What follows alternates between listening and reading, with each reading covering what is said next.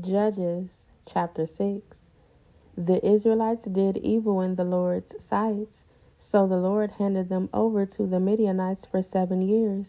The Midianites were so cruel that the Israelites made hiding places for them in the mountains, caves, and strongholds.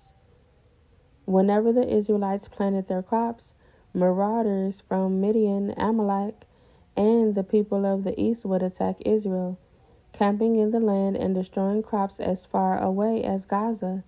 They left the Israelites with nothing to eat, taking all the sheep, goats, cattle, and donkeys. These enemy hordes, coming with their livestock and tents, were as thick as locusts. They arrived on droves of camels too numerous to count, and they stayed until the land was stripped bare. So Israel was reduced to starvation by the Midianites. Then the Israelites cried out to the Lord for help. When they cried out to the Lord because of Midian, the Lord sent a prophet to the Israelites. He said, "This is what the Lord, the God of Israel, says. I brought you up out of slavery in Egypt.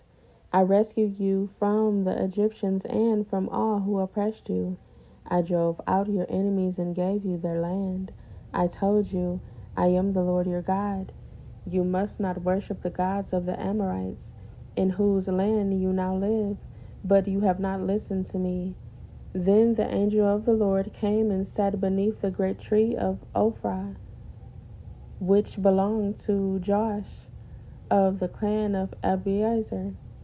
Gideon, son of Joash, was threshing wheat at the bottom of a winepress to hide the grain from the Midianites. The angel of the Lord appeared to him and said, "Mighty hero, the Lord is with you." "Sir," Gideon replied, "if the Lord is with us, why has all this happened to us? And where are all the miracles our ancestors told us about? Didn't they say, 'The Lord brought us up out of Egypt'? But now the Lord has abandoned us and handed us over to the Midianites." Then the Lord turned to him and said, "Go with the strength you have and rescue Israel from the Midianites. I am sending you." "But Lord," Gideon replied, "how can I rescue Israel? My clan is the weakest in the whole tribe of Manasseh, and I am the least in my entire family." The Lord said to him, "I will be with you, and you will destroy the Midianites as if you were fighting against one man." Gideon replied, "If you are truly going to help me, show me a sign to prove that it is really the Lord speaking to me. Don't go away until I come back and bring my offering to you." He answered, "I will stay here until you return." Gideon hurried home. He cooked the young goats, and with a basket of flour he baked some bread without yeast. Then, carrying the meat in a basket and the broth in a pot, he brought them out and presented them to the angel who was under the great tree. The angel of God said to him, "Place the meat and the unleavened bread on this rock and pour the broth over it." And Gideon did as he was told. Then the angel of the Lord touched the meat and bread with the tip of the staff in his hand, and fire flamed up from the rock and consumed all he had brought. And the angel of the Lord disappeared. When Gideon realized that it was the angel of the Lord, he cried out, "O sovereign Lord, I'm doomed. I have seen the angel of the Lord face to face." "It is all right," the Lord replied. "Do not be afraid. You will not die." And Gideon built an altar to the Lord there and named it Yahweh Shalom, which means the Lord is peace. The altar remains in Ophrah, in the land of the clan of Abiezer, to this day. That night the Lord said to Gideon, "Take the second bull from your father's herd, the one that is 7 years old. Pull down your father's altar to Baal, and cut down the Asherah pole standing beside it. Then build an altar to the Lord your God here on this hilltop sanctuary, laying the stones carefully. Sacrifice the bull as a burnt offering on the altar, using as fuel the wood of the Asherah pole you cut down."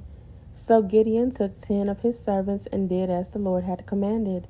But he did it at night because he was afraid of the other members of his father's household and the people of the town.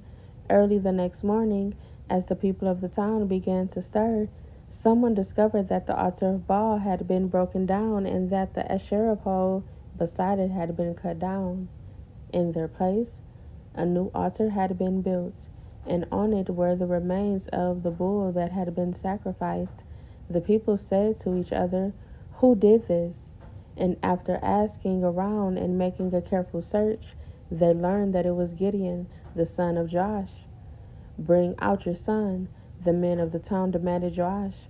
"He must die for destroying the altar of Baal and for cutting down the Asherah pole." But Joash shouted to the mob that confronted him, "Why are you defending Baal? Will you argue his case?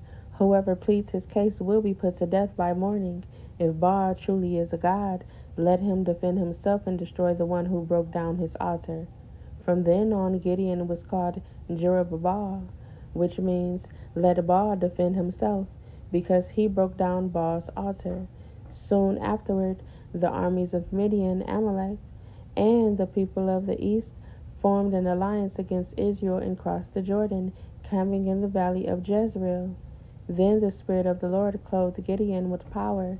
He blew a ram's horn as a call to arms, and the men of the clan of Abiezer came to him. He also sent messengers throughout Manasseh, Asher, Zebulun, and Naphtali, summoning their warriors, and all of them responded. Then Gideon said to God, "If you are truly going to use me to rescue Israel as you promised, prove it to me in this way. I will put a wool fleece on the threshing floor tonight. If the fleece is wet with dew in the morning, but the ground is dry, then I will know that you are going to help me rescue Israel as you promised." And that is just what happened. When Gideon got up early the next morning, he squeezed the fleece and wrung out a whole bowl full of water. Then Gideon said to God, "Please don't be angry with me, but let me make one more request. Let me use the fleece for one more test. This time, let the fleece remain dry while the ground around it is wet with dew." So that night, God did as Gideon asked. The fleece was dry in the morning, but the ground was covered with dew.